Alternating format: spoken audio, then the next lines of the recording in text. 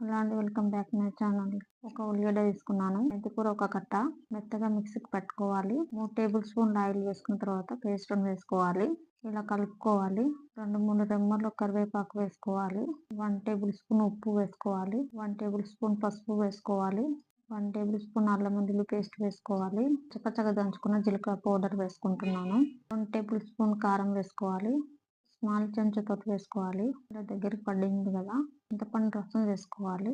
మెంతి కూర చేపల పులుసు తయారు చేస్తున్నాను. గ్లాసున్నర వాటర్ వేసుకోవాలి. 4-5 లవంగాలు, యాలకులు 2-3 వేసుకోవాలి. లవంగాలు దంచి పౌడర్ వేసుకుంటే కడుపులో మంట వస్తుంది, అందుకే వేసుకోవట్లేదు. ఇలా వేసుకుంటే కడుపులో మంట రాదు. ఇంటికి పైకి ఇలా 2-3 సార్లు ఉడికిన తర్వాత చేప ముక్కలు వేసుకోవాలి. ముక్కలు మునిగే వరకు వాటర్ వేసుకోవాలి. ఎక్కువ వాటర్ వేసుకోకూడదు. ధనియాల పౌడర్ 1 టేబుల్ స్పూన్, కొబ్బరి 1 టేబుల్ స్పూన్ వేసుకోవాలి. కొత్తిమీర వేసుకోవాలి. మెంతి కూర చేపల పులుసు రెడీ అయింది.